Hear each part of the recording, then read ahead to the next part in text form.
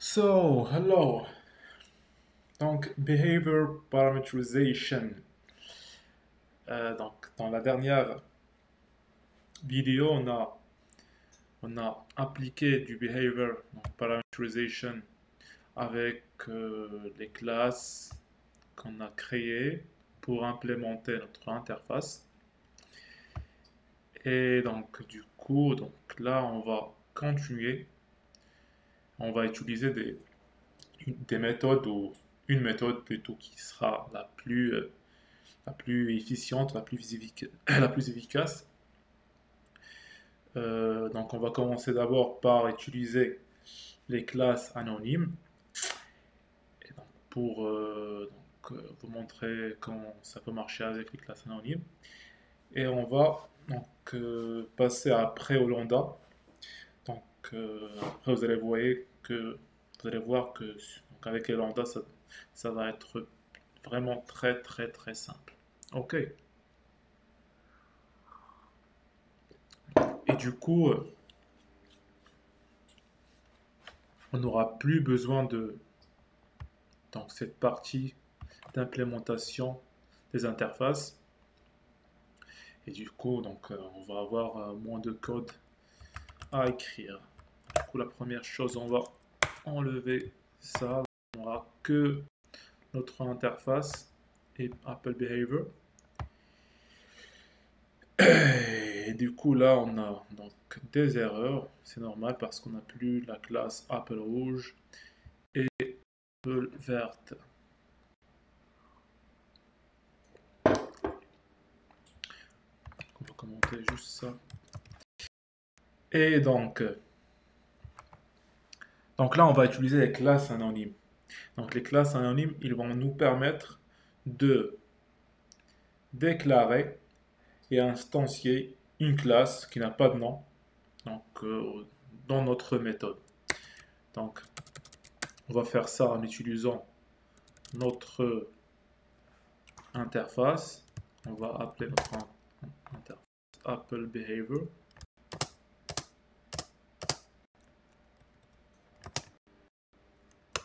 Behavior.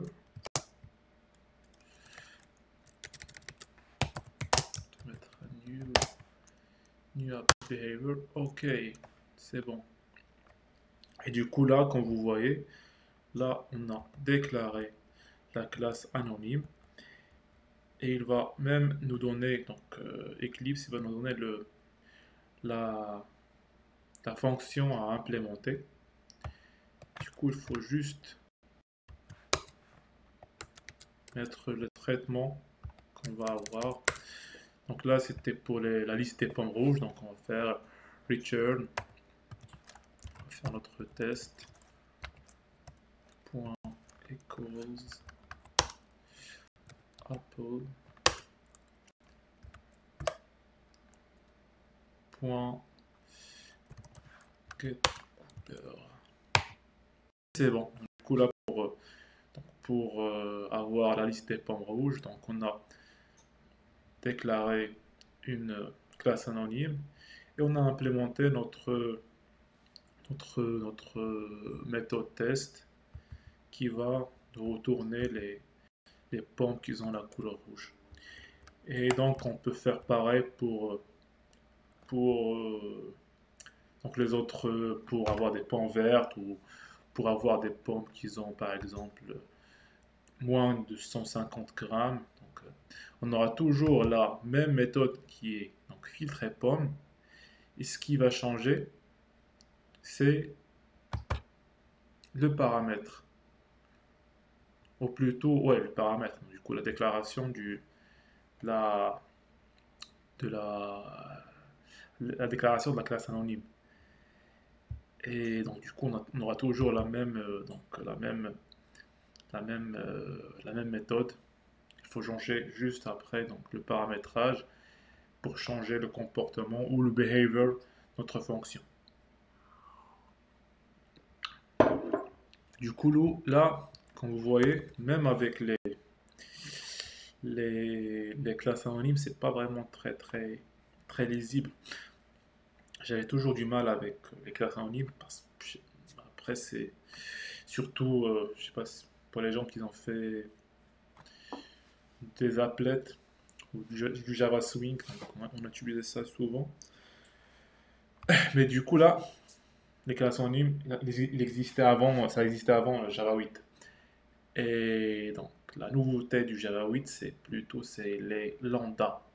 Et là, vous allez voir comment notre code il sera vraiment, on n'aura pas besoin d'écrire tout ça. Donc, du coup, avec les lambda, on va faire, on va faire, on va déclarer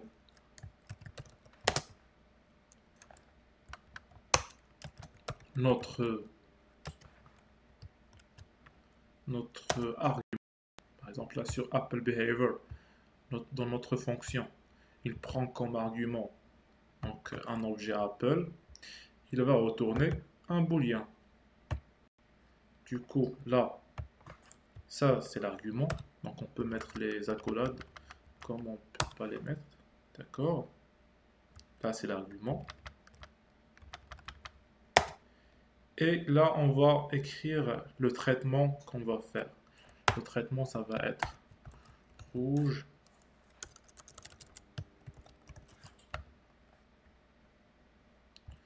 point equals. Et là, on va prendre l'argument Apple. Et on va prendre la couleur. Et du coup, là, ce traitement, avec la fonction equals qui va retourner un booléen, donc soit un false soit un true.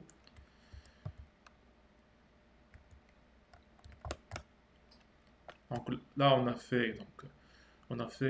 on a implémenté notre interface avec ce bout de code. Donc du coup comme vous voyez c'est vraiment par rapport par rapport à la classe anonyme c'est vraiment c'est même pas c'est même pas je sais pas 10 ou 20 caractères qu'on a écrit, c'est plus simple.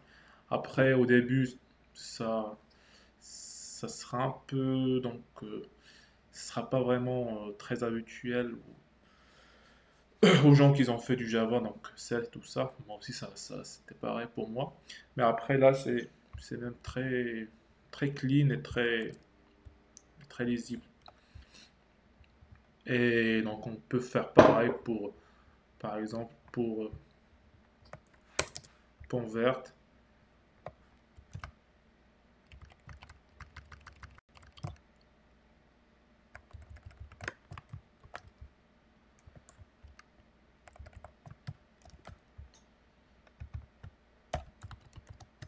Et c'est tout. Donc, c'est cool. Et donc, autre chose, c'est juste là, comme vous voyez. Donc, on a, on avait, on a juste créé notre fonction pour réaliser le behavior parameterization, pour revenir au principe.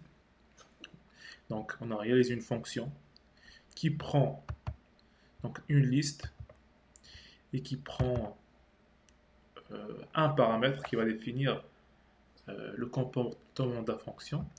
Et après, donc, on a créé une interface qui prend et seule, une seule fonction.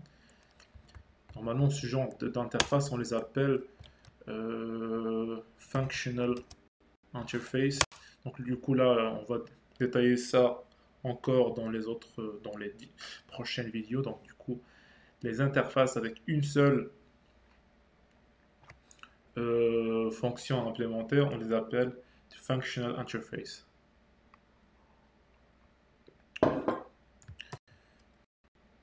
On peut la mettre quand on peut pas la mettre là maintenant. Et donc, on va implémenter notre interface quand on va appeler la fonction avec notre expression lambda. Donc, dans les prochaines vidéos, je vais vraiment détailler comment on écrit une expression lambda, comment vraiment ça marche. Là, donc j'étais en train d'expliquer le principe général du behavior parameterization. Donc, du coup là, j'espère que j'étais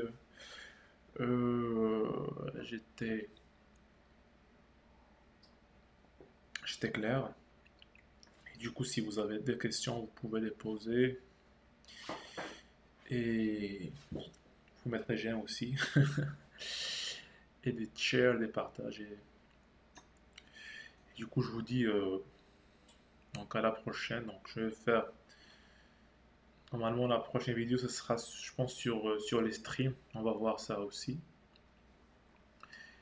Et donc, du coup, je compte sur vos likes et vos remarques. Allez, ciao.